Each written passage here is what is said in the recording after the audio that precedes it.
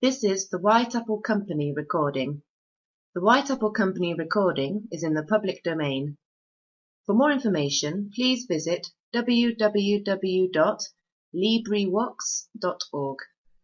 For a full range of services and advice on how you can improve your English, please visit www.thewhiteapplecompany.com.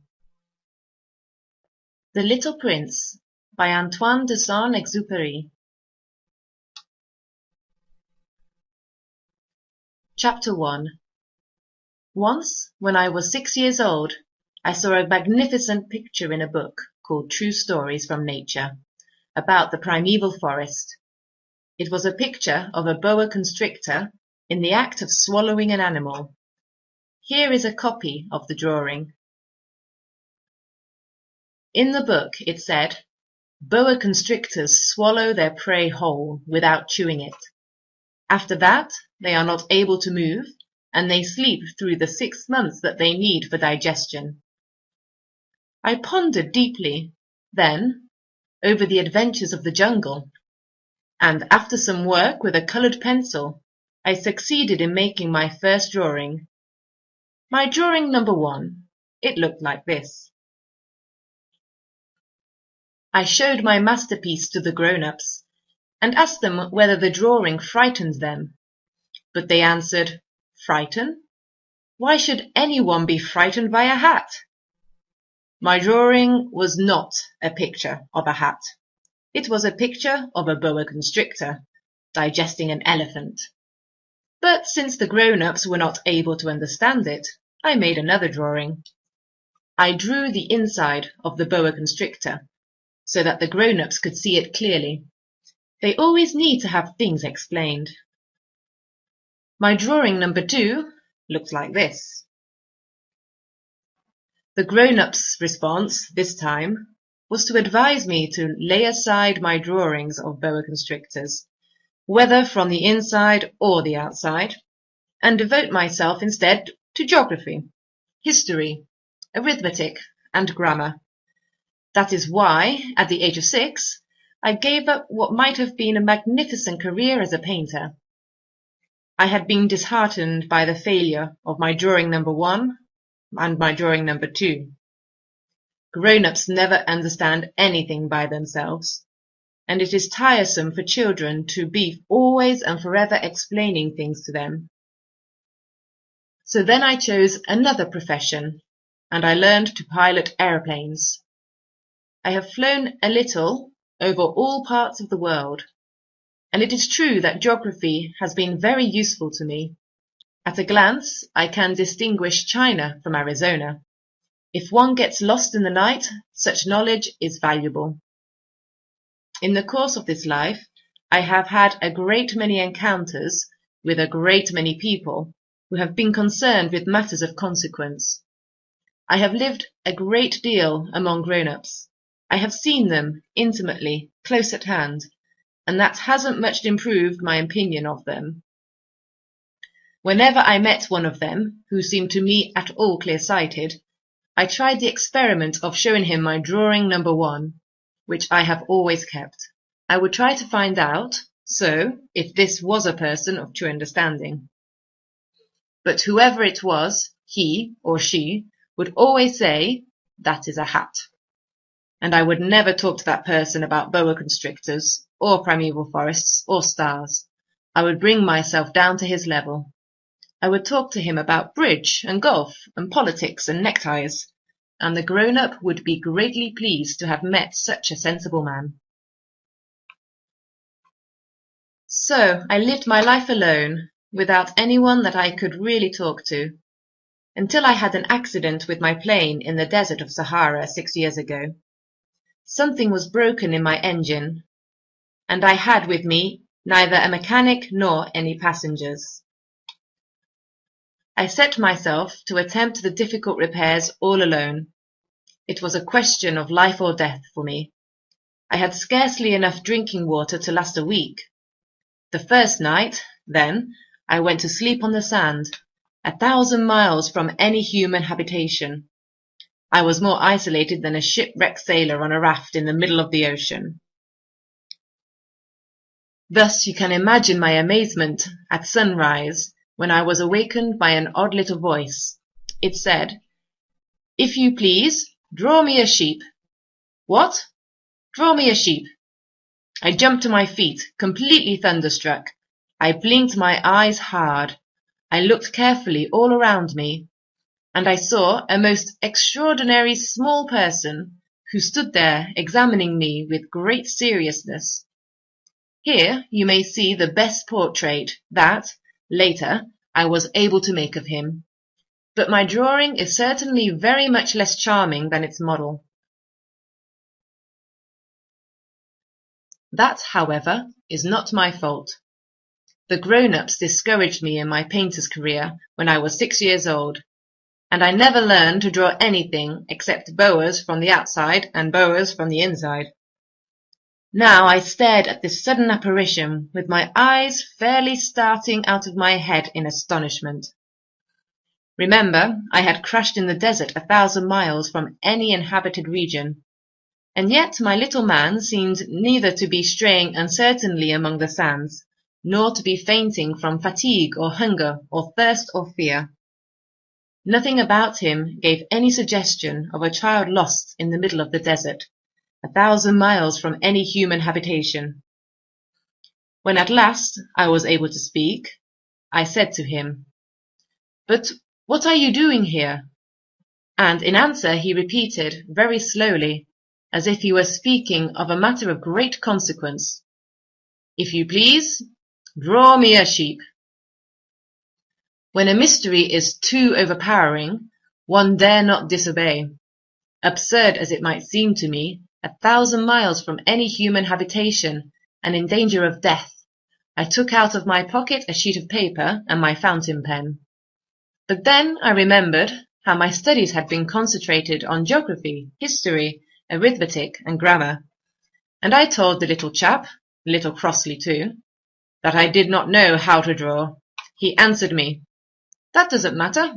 Draw me a sheep." But I had never drawn a sheep, so I drew for him one of the 2 pictures I had drawn so often. It was that of a boa constrictor from the outside, and I was astounded to hear the little fellow greet it with, "No, no, no, I do not want an elephant inside a boa constrictor. A boa constrictor is a very dangerous creature, and an elephant is very cumbersome. Where I live, everything is very small.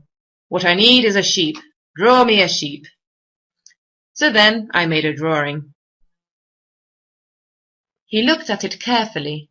Then he said, "No, this sheep is already very sickly. Make me another." So I made another drawing. My friend smiled gently and indulgently. "You see yourself," he said. "This is not a sheep. This is a ram. It has horns." So then I did my drawing over once more. But it was rejected too, just like the others. "This one is too old. I want a sheep that will live a long time." By this time my patience was exhausted, because I was in a hurry to start taking my engine apart, so I tossed off this drawing. And I threw out an explanation with it. "This is only his box. The sheep you asked for is inside." I was very surprised to see a light break over the face of my young judge. "This is exactly the way I wanted it. Do you think that this sheep will have to have a great deal of grass?" "Why?" "Because where I live, everything is very small." "There will surely be enough grass for him," I said. "It is a very small sheep that I have given you." He bent his head over the drawing. "Not so small that. Look, he has gone to sleep." And that is how I made the acquaintance of the little prince. Chapter 3. It took me a long time to learn where he came from. The little prince, who asked me so many questions, never seemed to hear the ones I asked him. It was from words dropped by chance that, little by little, everything was revealed to me. The first time he saw my airplane, for instance. I shall not draw my airplane. That would be much too complicated for me. He asked me, "What is that object?" That is not an object. It flies. It is an airplane. It is my airplane. And I was proud to have him learn that I could fly. He cried out then, "What? You dropped down from the sky?" "Yes," I answered modestly. "Oh, that is funny." And the little prince broke into a lovely peal of laughter, which irritated me very much. I like my misfortunes to be taken seriously. Then he added, "So you, too, come from the sky. Which is your planet?" At that moment I caught a gleam of light in the impenetrable mystery of his presence, and I demanded abruptly, "Do you come from another planet?" But he did not reply. He tossed his head gently, without taking his eyes from my plane. "It is true that on that you can't have come from very far away." And he sank into a reverie, which lasted a long time. Then, taking my sheep out of his pocket, he buried himself in the contemplation of his treasure. You can imagine how my curiosity was aroused by his half-confidence about the other planets. I made a great effort, therefore, to find out more on this subject. "My little man, where do you come from? What is this 'where I live' of which you speak? Where do you want to take your sheep?" After reflective silence, he answered, "The thing that is so good about the box you have given me is that at night we can use it as his house." "That is so, and if you are good, I will give you a string too, so that you can tie him during the day, and a post to tie him to." But the little prince seemed shocked by this offer. "Tie him? What a queer idea!" "But if you don't tie him," I said, "he will wander off somewhere and get lost." My friend broke into another peal of laughter. "But where do you think he would go?" "Anywhere, straight ahead of him." Then the little prince said earnestly, "That doesn't matter. Where I live, everything is so small." And with perhaps a hint of sadness, he added, "Straight ahead of him. Nobody can go very far." Chapter 4. I had thus learned a second fact of great importance. This was that the planet the little prince came from was scarcely any larger than a house. But that did not really surprise me much. I knew very well that in addition to the great planets, such as the Earth, Jupiter, Mars, Venus, to which we had given names, there are also hundreds of others, some of which are so small that one has a hard time seeing them through the telescope. When an astronomer discovers one of these, he does not give it a name, but only a number. He might call it, for example, asteroid 325. I have serious reason to believe that the planet from which the little prince came is the asteroid known as B612. This asteroid has only once been seen through the telescope. That was by a Turkish astronomer in 1909. On making his discovery, the astronomer had presented it to the International Astronomical Congress in a great demonstration, but he was in Turkish costume, and so nobody would believe what he said. Grown-ups are like that. Fortunately, however, for the reputation of asteroid B612, a Turkish dictator made a law that his subjects, under pain of death, should change to European costume. So, in 1920, the astronomer gave his demonstration all over again, dressed with impressive style and elegance, and this time everybody accepted his report. If I have told you these details about the asteroid and made a note of its number for you, it is on account of the grown-ups and their ways. When you tell them that you have made a new friend, they never ask you any questions about essential matters. They never say to you, "What does his voice sound like? What games does he love best? Does he collect butterflies?" Instead they demand, "How old is he? How many brothers has he? How much does he weigh? How much money does his father make?" Only from these figures do they think they have learned anything about him. If you were to say to the grown-ups, "I saw a beautiful house made of rosy brick with geraniums in the window and doves on the roof," they would not be able to get any idea of that house at all. You would have to say to him, "I saw a house that cost $20,000. Then they would exclaim, "Oh, what a pretty house that is." Just so, you might say to them, the proof that the little prince existed is that he was charming, that he laughed, and that he was looking for a sheep. If anybody wants a sheep, that is proof that he exists. And what good would it do to tell them that? They would shrug their shoulders and treat you like a child. But if you said to them, "The planet he came from is asteroid B612, then they would be convinced and leave you in peace from their questions. They are like that. One must not hold it against them. Children should always show great forbearance toward grown-up people. But certainly, for us who understand life, figures are a matter of indifference. I should have liked to begin this story in the fashion of the fairy tales. I should have liked to say, once upon a time there was a little prince who lived on a planet that was scarcely any bigger than himself, and who had need of a sheep. To those who understand life, that would have given a much greater air of truth to my story. For I do not want anyone to read my book carelessly. I have suffered too much grief in setting down these memories. 6 years have already passed since my friend went away from me with his sheep. If I try to describe him here, it is to make sure that I shall not forget him. To forget a friend is sad.